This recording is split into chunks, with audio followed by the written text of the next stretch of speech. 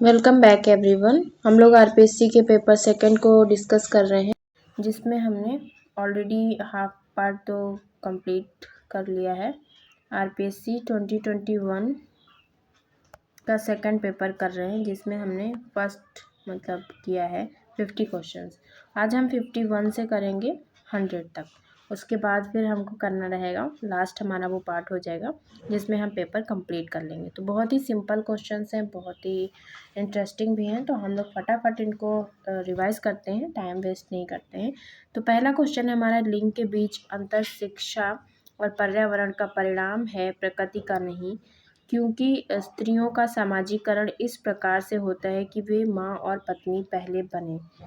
तो ये तो सही है, लेकिन स्त्रियों का सोशलाइजेशन इस तरह से नहीं होता है कि वो माँ और पत्नी पहले बने। तो फर्स्ट तो ठीक हो जाएगा, लेकिन सेकंड वाला जो है वो इनकरेक्ट है। तो यहाँ पे ऑप्शन 3 करेक्ट हो जाएगा। फीमेल यूनिक बुक किसकी है? तो फीमेल यूनिक बहुत ही इंपॉर्टेंट बुक है, जर्मन ग्रीर की, तो ऑप्शन 2 करेक्ट हो जाएगा। Sex gender and society book किसकी है? ये भी बहुत फेमस बुक है, ये वाली बुक है अन्ना ओगले की, तो यहाँ पे ऑप्शन नंबर 1 करेक्ट हो जाएगा। नेक्स्ट, बीना अग्रवाल का तो काम पूछा ही जाता है। Bina Agarwal is a development economic stone for her work on. तो बीना अग्रवाल एक विकास अर्थशास्त्री हैं जो जानी जाती हैं महिला स्वास्थ्य कार्य के लिए, महिला संपत्ति अधिकार कार्य के लिए, महिला भक्ति आंदोलन के लिए, महिला शिक्षा के लिए। तो वो वुमेन प्रॉपर्टी राइट के लिए जानी जाती है, तो ऑप्शन 2 करेक्ट हो जाएगा। बार्गेनिंग एंड जेंडर रिलेशन बहुत बार बुक पूछी जा चुकी है और बहुत ही इम्पोर्टेंट है, इनकी ही है बीना अग्रवाल की। तो मैंने बहुत बार बताया है कि ये बुक तो इस आरपीएससी का अगर एग्ज़ाम दे रहे हैं आप तो आएगी ही आएगी। बार्गेनिंग से याद कर लेना, बीना अग्रवाल, बी से बार्गेनिंग, बी से बीना अग्रवाल, तो ऑप्शन नंबर 1 करेक्ट हो जाएगा। ये छोटी छोटी ट्रिक तो आपको लगता होगा कि किस तरह से हम बता रहे हैं, लेकिन यही ट्रिक आपके दिमाग में एकदम डायरेक्टली कैच करेंगी और जब आप एग्जामिनेशन हॉल में होंगे तो कहीं ना कहीं ये आपको हेल्प पहुंचाएगी। इसी के लिए हमने मॉर्निंग में 9 AM पे शुरू की एक छोटी सी 5 मिनट की वीडियो हम रोज़ लेकर आते हैं, जिसमें इंपॉर्टेंट बुक कॉन्सेप्ट और वीडियो डेफिनेशन आपको पढ़ाते हैं। वहाँ से अगर आप देखना चाहते हैं तो ये एक एक नंबर के क्वेश्चंस को सही करने की पॉसिबिलिटी ज़्यादा रहेगी। नेक्स्ट क्वेश्चन है, किन प्रख्यात विद्वानों में उनके भारत विद्या पाठ की दृष्टिकोण में योगदान के लिए उनको जाना जाता है? तो इंडोलॉजिकल और टेक्सचुअल पर्सपेक्टिव किसका है? आप सभी को पता है कि इस पे काम घुरिया और डेमो 2 लोगों का है, तो ऑप्शन नंबर 1 और 2 दोनों ही सही होगा। यहाँ पे फर्स्ट ऑप्शन सही हो जाएगा। नेक्स्ट है, जीएस घुरिया की कृतियाँ कौन सी हैं? तो उनका वर्क्स कौन सा है जीएस घुरिया का, वो आपको बताना है। तो यहाँ पे जो tribal heritage of India book है वो तो एससी दुबे की है, तो ये इनकी नहीं होगी, वो दुबे की हो जाएगी। नेक्स्ट जो है आपका, just a minute, cities and civilisation जो है वो इनकी है, कल्चर एंड सोसाइटी इनकी है, इंडियन साधुज इनकी है। तो ये जो बुक हैं वो इनकी हो जाएंगी। तो बी सी डी तो सही हो जाएगा। कल्चर एंड सोसाइटी जो बुक है वो इलियट और मैरिल और एल्ड्रिज की भी बुक है, लेकिन यहाँ पे जीएस घुरिया की भी, तो खाली आपको उससे मतलब होना चाहिए। तो यहाँ पे ऑप्शन नंबर 4 जो है वो करेक्ट हो जाएगा। पीपल ऑफ इंडिया जो है वो बुक किसकी है? तो पीपल ऑफ इंडिया जो बुक है वो केएस सिंह की है। तो बहुत सिंपल बुक भी पूछी गई है, उस टाइम पे बहुत इजी पेपर आता था, सबसे पहला पुराना पेपर है, इसलिए यहाँ पे बहुत सिंपल क्वेश्चंस थे, लेकिन अभी बहुत हार्ड पेपर का लेवल हो गया है, तो अब इतने आसान क्वेश्चन आपको नहीं मिलेंगे। M N Srinivas is known for his work on, उन्होंने किस काम के लिए एम एन श्रीनिवास जाने जाते हैं?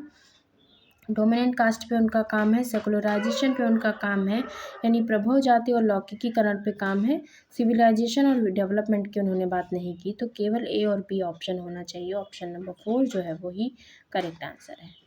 निम्न में से किस एक भारतीय समाजशास्त्री ने अपने अध्ययन के लिए संरचनात्मक प्रक्रियात्मक परिप्रेक्ष्य का यूज़ किया है? स्ट्रक्चरल फंक्शनल पर्सपेक्टिव का यूज़ किस समाजशास्त्री ने किया है? तो वो हो जाएंगे एम एन श्रीनिवास, उन्होंने इसका यूज़ किया है, तो ऑप्शन नंबर जो 3 है वो करेक्ट आंसर हो जाएगा। नेक्स्ट क्वेश्चन है, एन के बोस ने नृजातीय अध्ययन सामग्री के आंकड़ों के आधार पर किस राज्य के आदिवासी समुदाय की प्रकृति के संबंध में चर्चा की है? तो एन के Bose discuss the nature of the tribal community of which states based on ethnographic data. तो उन्होंने उड़ीसा राज्य के आदिवासी समुदाय की प्रकृति के संबंध में चर्चा की है एन के बोस ने, तो यहाँ पे ऑप्शन नंबर 1 ही करेक्ट आंसर होगा। ट्राइबल लाइफ इन इंडिया, इसके लेखक कौन है? तो ट्राइबल लाइफ इन इंडिया के लेखक जो हैं वो हैं एन के बोस। लेकिन अगर ट्राइबल लाइफ की जगह हो जाएगा मूवमेंट, अगर ट्राइबल लाइफ की जगह हो जाएगा ट्राइबल मूवमेंट इन इंडिया, तब उसके लेखक कौन होंगे? के एस सिंह हो जाएंगे। तो ये दोनों याद रखना, अगर लाइफ होगा तो एन के बोस होगा, लेकिन अगर मूवमेंट होगा तो क्या होगा? के एस सिंह होगा। तो एक वर्ड से सिर्फ चेंज है, तो ये दोनों ही आपको याद करके रखना है। नेक्स्ट है कि सामाजिक मानव शास्त्री ने नृवंश विज्ञान शास्त्री, भारतविदों और इतिहासकारों के दृष्टिकोण को सम्मिलित करते हुए एकल रूपरेखा प्रस्तुत करने का प्रयास किया है। Which anthropologists tried to present a single framework involving approaches of ethnographers, Indologists and historians? तो ये किसने ट्राई किया है? वो है एन के बोस, जिन्होंने 3 चीज़ों को सम्मिलित करने का प्रयास किया, एथनोग्राफर्स, इंडोलॉजिस्ट एंड हिस्टोरियंस। इसीलिए मैंने इसको इंग्लिश में रीड आउट किया, क्योंकि यहाँ से आपको आसानी होगी। इन्होंने हिस्टोरियंस और इंडोलॉजिस्ट और इथनोग्राफर तीनों को ही सम्मिलित करने का प्रयास किया है एन के बोस ने। तो ये इनका अच्छा क्वेश्चन है आपको याद करने के लिए। सुरजीत सिन्हा का कार्य मुख्यतः निम्न में से किस पर आधारित है? तो जो सुरजीत सिन्हा हैं उनका कार्य जो आधारित है वो सोशलॉजी ऑफ डेमोग्राफी पर है। ट्राइब कास्ट कंटिन्यूम की तो वो बात करते ही करते हैं, और ट्राइबल मूवमेंट पे है, फील्ड स्टडीज़ पे है। तो आप इसमें से बताओ कि किस पे उनका काम है, क्योंकि ये काफ़ी इंपॉर्टेंट क्वेश्चन आपके लिए साबित होगा। तो फील्ड स्टडीज़ अगर आप याद करेंगे तो आपको याद आ जाएगा कि फील्ड स्टडीज़ पे तो वो उन्होंने काफ़ी काम किया है क्षेत्रीय आंदोलन पे, और जनजाति तो है ही उनका। और जब जनजाति है तो जनजाति और जाति साध्यता हो जाएगा, ना कि सोशोलॉजी ऑफ डेमोग्राफी होगा। तो इस तरह से आपको कन्फ्यूज़न नहीं क्रिएट करना है, और बहुत ही सिंपल क्वेश्चन है। तो आंसर हो जाएगा आपका BCD, तो ऑप्शन 3 सही हो जाएगा। नेक्स्ट क्वेश्चन है, निम्नलिखित में से किसका यह मानना था कि जनजातियों को सांस्कृतिक स्वायत्तता होनी चाहिए? कल्चरल ऑटोनॉमी की ओर कोई बात ही नहीं करता है, ये सीधे सीधे सुरजीत सिन्हा ने बात करी। तो ऑप्शन नंबर आपका 2 करेक्ट आंसर हो जाएगा। निम्नलिखित जनजातियों द्वारा किसका अध्ययन SL दोषी द्वारा किया गया है? तो मैंने काफ़ी बताया आपको प्रीवियस ईयर एग्जाम में ही, जब हम RPSC 2020 का करा रहे थे तब भी, और 2024 में भी आपको बताए थे कि SL दोषी की जो बुक है वही इस नाम से, द भील्स के नाम से। तो उन्होंने काम किस पे किया? भील, राजस्थान की जो भील ट्राइब है उस पर अध्ययन इनका है। कौन सा परिप्रेक्ष्य या इस मान्यता पर आधारित है कि भारतीय समाज अद्वितीय है और भारतीय सामाजिक संस्थाओं को मूल कृतियों के द्वारा बेहतर समझा जाता है? तो ये बहुत ही इम्पोर्टेंट, बहुत ही अच्छा कोटेशन है, और बहुत ही सिंपल भी है। आप इसको बहुत आसानी से कर सकते हैं। एक बार आप इसको इंग्लिश में पढ़ के देखो, आपको खुद ही समझ में आ जाएगा। Which perspective is based on the assumption that Indian society, अब यहाँ से आप समझ गए होंगे, Indian society is unique and the Indian social institution can be better studies through the text. Text की बात कौन करता है? टेक्स्ट की बात सबसे ज़्यादा जो करता है वो इंडोलॉजिकल पर्सपेक्टिव ही करता है, भारत विद्या अध्ययन की ही बात करता है, जिसमें GS कुरिये सबसे पहले नंबर पर आते हैं।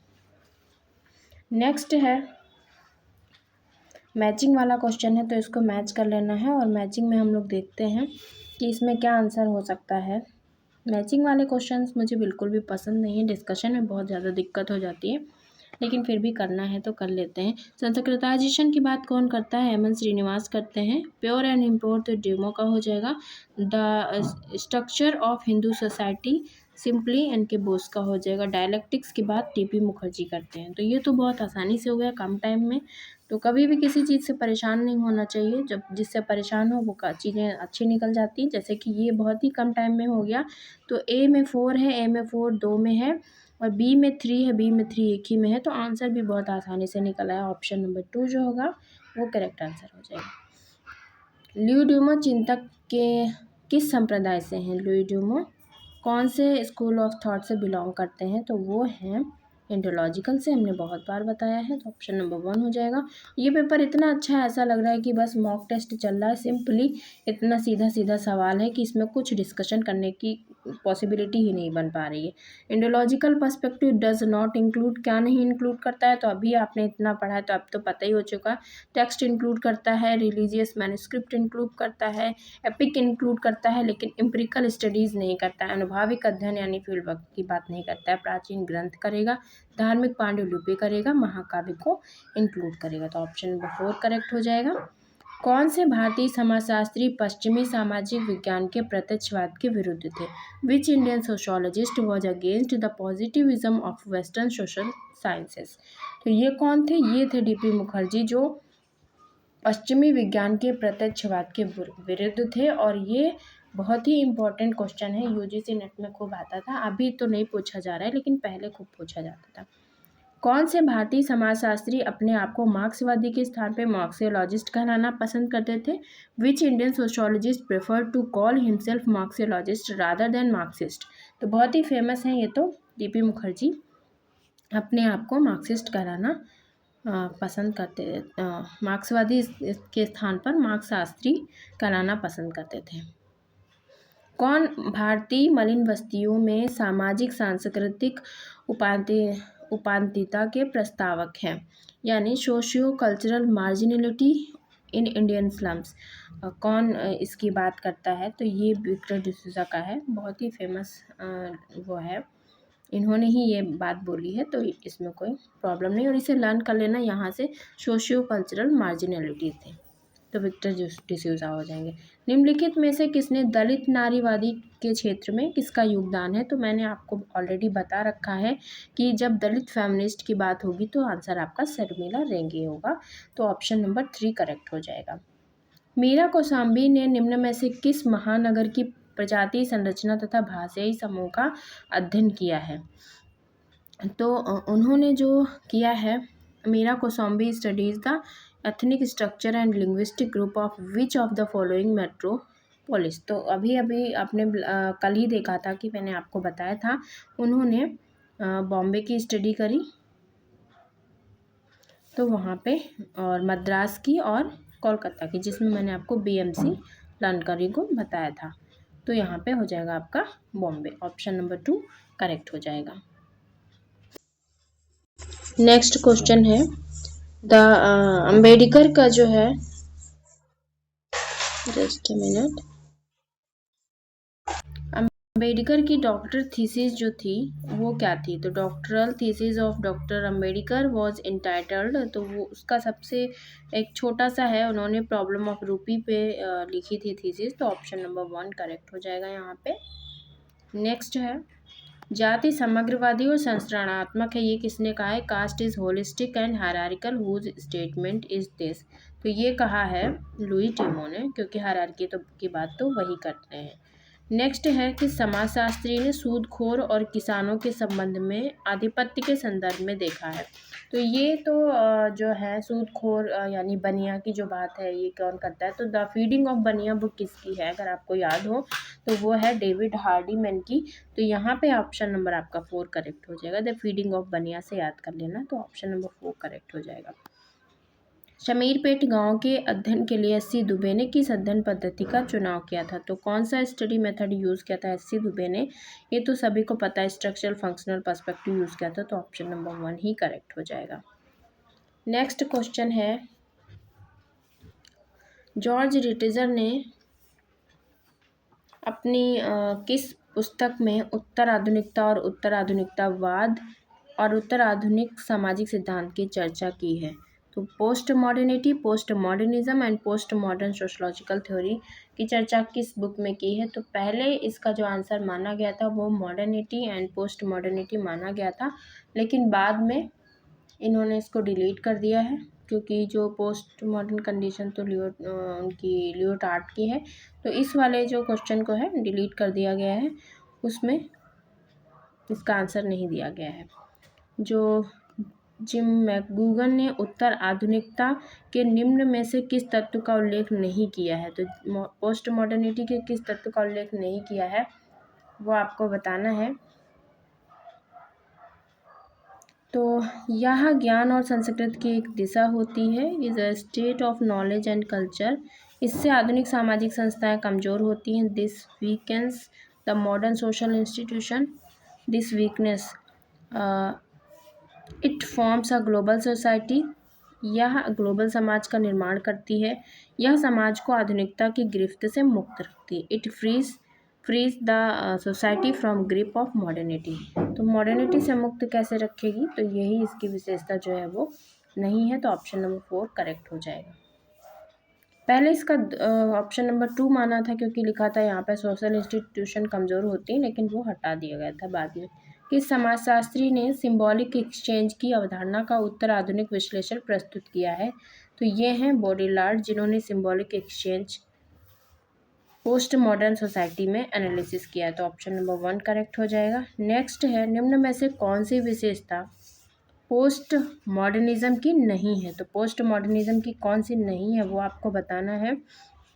तो जो पोस्ट मॉडर्निटी होती है प्लूरल होती है। Post modernity is seen in fragmentation, विखंडन में दिखाई देती है। Post modernity looks for local factors, स्थानीय कारकों की खोज है।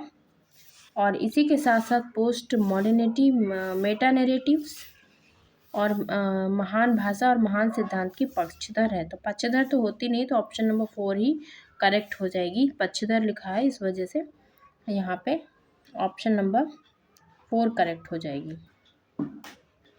नेक्स्ट है,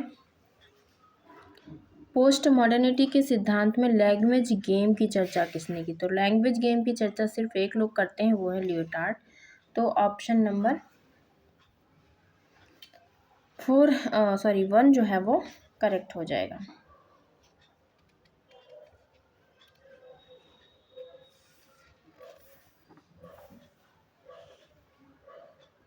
उत्तर संरचनावादियों में से किसने ज्ञान और शक्ति के बीच संबंध पर बल दिया है। तो नॉलेज एंड पावर की बात किसने करी है, तो वो है फूको। तो ऑप्शन नंबर 4 करेक्ट हो जाएगा। निम्नलिखित में से किस समाजशास्त्री सिद्धांत को परिभाषित करते हुए कहा, तार्किक रूप से अंतर संबंधित ऐसे तर्क वाक्यों के समूह को कहते हैं जिनसे आनुभविक या प्रयोग सिद्ध समानताओं को निकाला जा सकता है। Logically interconnected set of preposition, मैंने यही बताया था कि अगर ये टॉप डेफिनेशन आती, यही इतनी लाइन हाईलाइट करवाई थी। Logically interconnected set of preposition अगर रहेगा तो आपका आंसर रहेगा R.K. मर्टन।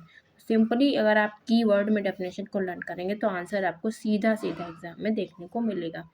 अलेक्जेंडर के अनुसार निम्नलिखित में से कौन सी स्ट्रक्चरल फंक्शनलिज्म से संबंधित प्रॉब्लम नहीं है, वो आपको बताना है। Which of the following is not the problem associated with the structural functionalism according to Alexander? तो यहाँ पे जो समस्या नहीं है वो आपको बताना है।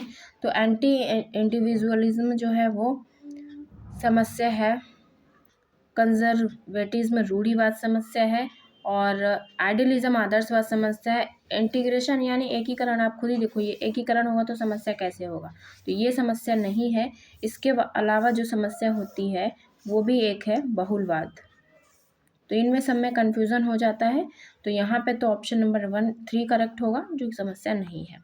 और ये मैंने अलेक्जेंडर के लेक्चर को बहुत अच्छे से लिया, अगर आप वहाँ से पढ़ाया है, अगर आप देखेंगे तो वहाँ से कोई भी सवाल गलत नहीं होगा। Who among the following is not a functionalist, प्रकारवादी कौन नहीं है वो आपको बताना है। तो प्रकारवादी इसमें से जो नहीं है वो स्पेंसर है, पार्सन्स है, मर्टन है, गॉफमैन नहीं है, वो तो सिंबॉलिक इंटरेक्शनिज्म की बात करते हैं। तो ऑप्शन 4 करेक्ट हो जाएगा। AGIN मॉडल की किसने बात करी है, तो सभी को पता है अडॉप्टेशन, गोल अटेनमेंट, इंटीग्रेशन और लेटेंसी की बात कौन करते हैं, वो हैं पार्सन। तो क्या हो जाएगा, पार्सन्स हो जाएगा। जेफरी अलेक्जेंडर की कौन कौन सी बुक्स बतानी है, तो जेफरी अलेक्जेंडर की जो बुक्स हैं वो कौन कौन सी हैं हम लोग देख लेते हैं। न्यू फंक्शनलिज्म उनकी बुक है, उसके अलावा जो उनकी बुक है वो है थ्योरेटिकल लॉजिक इन सोशियोलॉजी, उसके अलावा जो बुक है वो है न्यू फंक्शनलिज्म एंड बियॉन्ड। तो ये 3 इनकी बुक्स हैं। तो ये तीनों ही बुक्स आपको हमने बताई हैं अपने लेक्चर में बहुत अच्छे से। और जो ये वाली बुक है द डिफरेंशिएशन ऑफ सोसाइटी, इनकी बुक नहीं है, ये वाली बुक है निकोलस लुहमान की। तो ये भी साथ में दे दिया है क्योंकि इनका भी काम है। और लुहमान को भी मैंने बहुत अच्छे से समझाया है जब हमने न्यू फंक्शनलिज्म पढ़ाया है, तो वहाँ से अगर आप लेक्चर देखना चाहते हैं तो देख सकते हैं। फिलहाल हम लोग बुक्स पे करते हैं, तो 1, 2, 3 इनकी बुक है ABC, तो यहाँ पे ऑप्शन नंबर 3 करेक्ट हो जाएगा। और अगर न्यू फंक्शनलिज्म को अच्छे से पढ़ना है, अलेक्जेंडर और लुहमान के आइडिया को अच्छे से पढ़ना है, तो आप लेक्चर मेरा विजिट कर सकते हैं। सिद्धांत समाज में सीमित संसाधनों पर समूहों के बीच प्रतिस्पर्धा पर केंद्रित है। वो कौन सा सिद्धांत है जो सीमित संसाधनों और समूहों में कंपटीशन पर केंद्रित है? तो बहुत ही सिंपल है, conflict theory focus on the competition between groups in society over limited resources. तो option number 2 is the correct answer. Next हो जाएगा, वह झुकाव किसका है कि संघर्ष का समाज में प्रक्रियात्मक महत्व है? Who suggested that conflict has a functional importance in society? तो ये सजेस्ट किया है कोजर ने, क्योंकि कोजर कहते हैं अगर छोटे छोटे कॉन्फ्लिक्ट होते नहीं रहेंगे तो एक साथ में फिर बहुत बड़ा कॉन्फ्लिक्ट होगा, और तब आप कितनी भी सफाई दे लो किसी को भी, लेकिन वो समझ में नहीं आएगा। इसलिए छोटी छोटी लड़ाई रोज़ की रोज़ होके क्लियर हो जाए तो वो ज़्यादा बेटर है। आप बैठे रहोगे कि जब हमें टाइम मिलेगा तब हम उसको डिस्कस करेंगे और सारी प्रॉब्लम बता देंगे, तो फिर कुछ भी समझ में नहीं आएगा। तो आपको छोटे छोटे जो मुद्दे होते हैं, हर रोज़ के जो झगड़े होते हैं, वो करते रहना चाहिए। यही वो कहते हैं संघर्ष का समाज में प्रक्रियात्मक महत्व है, कि ये छोटे छोटे झगड़े हो गए यहीं पे सोल्यूशन हो जाए, बाद के लिए ना बचे। निम्नलिखित में से किसने मार्क्स के सिद्धांत को बहुउद्देशीय विश्व की एकल कारणी व्याख्या कहकर आलोचना की? बहुत ही इंपॉर्टेंट क्वेश्चन है, यूजीसी नेट में बहुत बार पूछा गया है। तो यहाँ पे आपको याद कर लेना है, who among the following criticize Marxian theory as a monocausal explanation for a multi causal work. अगर आप रिटीजर पढ़ोगे तो उसमें सीधे सीधे आपको ये लाइन लिखी हुई मिल जाएगी, और ये जो लाइन है वो किसकी है? ये बहुत ही फेमस है, ये लाइन है कोलिंग्स की। ऑप्शन नंबर 1 है जो उसमें करेक्ट आंसर हो जाएगा। तो ये जो monocausal explanation for multi causal word को कहकर इन्होंने इसकी आलोचना करी है। तो ऑप्शन 1 करेक्ट हो जाएगा। इसको याद रखना बहुत इंपॉर्टेंट है।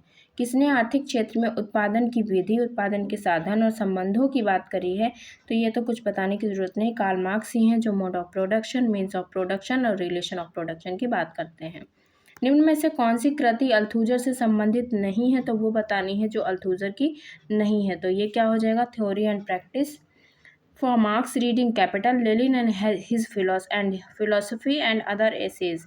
तो ये तो बुक सारी जो हैं वो अल्थुजर की ही हैं, लेकिन ये वाली जो बुक है थ्योरी एंड प्रैक्टिस, ये बुक है हैबरमास की, और ये आई है 1963 को, थ्योरी एंड प्रैक्टिस। तो ये याद कर लेना, हैबरमास की बुक है। ऑप्शन नंबर 1 जो है वो अल्थुजर से संबंधित नहीं है। किस समाजशास्त्री ने भाषाई दृष्टिकोण से मार्क्सवाद का आकलन किया और मार्क्स के आर्थिक निर्धारणवाद का खंडन किया? तो इसको खंडन कर दिया है, ये कौन है? Which sociologist assessed Marxism from linguistic point of view and also denied Marx economic determinism. तो इकोनॉमिक डिटर्मिनिज्म को इन्होंने क्रिटिक किया है, वो कौन है? ग्राम्सी। ऑप्शन 1 करेक्ट हो जाएगा। अभिव्यक्तिशीलता के युक्तायुक्त सिद्धांत की अवधारणा किसने दी है? रैशनल थ्योरी ऑफ कम्युनिकेशन की बात कौन करते हैं? हैबरमास हो जाएंगे, जिनकी बुक मैंने थ्योरी एंड प्रैक्टिस अभी बताई थी। तो ऑप्शन नंबर 1 करेक्ट हो जाएगा। निम्नलिखित उपागमों में से 4 करेक्ट हो जाएगा। निम्नलिखित उपागमों में से कौन सा मुख्यतः चेतना और अंतर विषय परकता पर ध्यान केंद्रित करता है? कॉन्शियसनेस एंड इंटरसब्जेक्टिविटी की बात किसने करी है? कौन से उसमें करी जाती है? एथनोमेथोडोलॉजी, कंपैरेटिव मेथड, फेनोमेनोलॉजी या फंक्शनलिज्म? तो चेतना की बात तो सिर्फ और सिर्फ फेनोमेनोलॉजी में ही होती है, प्रघटना विज्ञान में ही होती है। तो ऑप्शन नंबर 3 करेक्ट हो जाएगा। Ideas introduction to pure phenomenology. तो फेनोमेनोलॉजी में अगर आइडिया की बात होगी तो वो बुक किसकी है? वो वाली बुक हो जाएगी चिनाय, हिविट, इमाल दुर्खीम, टिमासेफ या फिर हर्सल। तो ये हर्सल की बुक है। ऑप्शन नंबर 4 करेक्ट हो जाएगा। और आज का लास्ट क्वेश्चन है, रेटिजर के अनुसार विवरण तैयार करना एक प्रक्रिया है जिसके द्वारा लोग जगत के अर्थ निर्माण के क्रम में विवरण प्रस्तुत करते हैं। यह कथन निम्नलिखित में से किस परिप्रेक्ष्य को प्रदर्शित करता है? तो ये जो कथन है वो प्रदर्शित करता है प्रतीकात्मक अंतःक्रियावाद, आलोचनात्मक सिद्धांत, घटना क्रिया विज्ञान या निर्जाति पद्धति विज्ञान। तो according to Ritzer, accounting is the process by which people offer accounts in order to make sense of the world. This statement reflect which one of the following perspective. तो पहले ही लिखा है, अगर आप इंग्लिश में देखेंगे अकाउंटिंग और accounts दो कीवर्ड आपको मिल रहे हैं। इसकी बात किस में होती है? सीधे सीधे बात होती है एथनोमेथोडोलॉजी में। तो ऑप्शन नंबर हमारा जो 4 है वो करेक्ट हो जाएगा। तो इस तरह से हमने जो आरपीएससी का 2021 का पार्ट 2 था उसके 100 क्वेश्चंस कंप्लीट कर लिए हैं। अब एक लास्ट पार्ट बचेगा जिसमें हम पूरे के पूरे 150 क्वेश्चंस को कंप्लीट कर लेंगे। बहुत ही सिंपल पेपर है, तो बहुत ही कम टाइम में हो जा रहे हैं। तो आप एक बार इनको ज़रूर देखें और अपने आप को टेस्ट करते रहें कि आपको कितना याद है। और हम लोग जो लास्ट पार्ट है उसको कल करेंगे, नहीं तो काफ़ी लॉन्ग वीडियो हो जाएगी। Thank you for watching the video. मिलते हैं नेक्स्ट पार्ट में नेक्स्ट वीडियो के साथ। तब तक के लिए बाय बाय।